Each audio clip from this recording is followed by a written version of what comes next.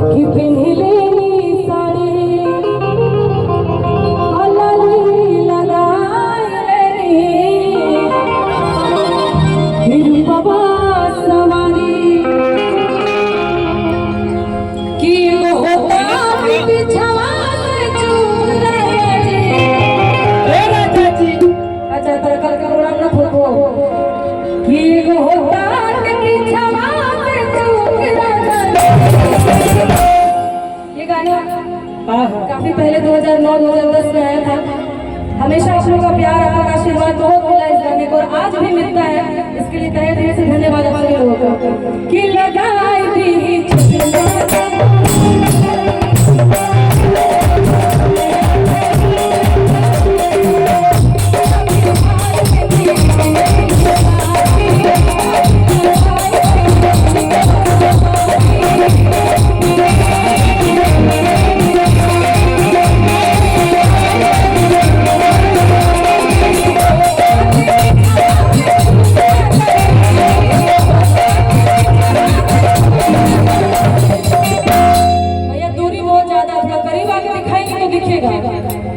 हाँ, मैं चाहती हूँ कि आप लोग बताइए कौन सा गाना सुनना है, मुझे भी अच्छा लगता है।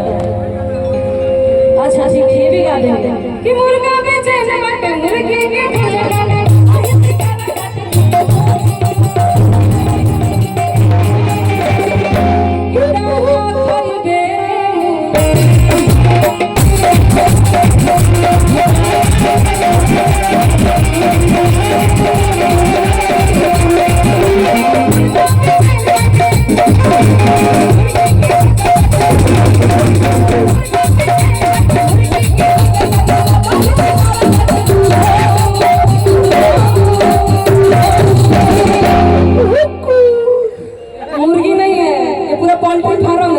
मुर्गा है, मुर्गा का दाना है, मुर्गा टाइप का बोलो, दाना टाइप का बोलो,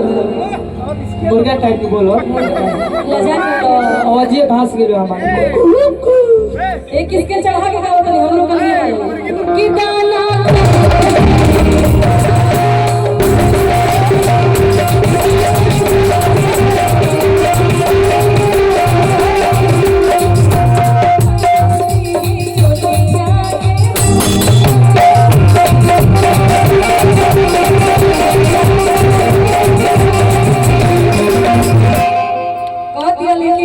क्या कहती है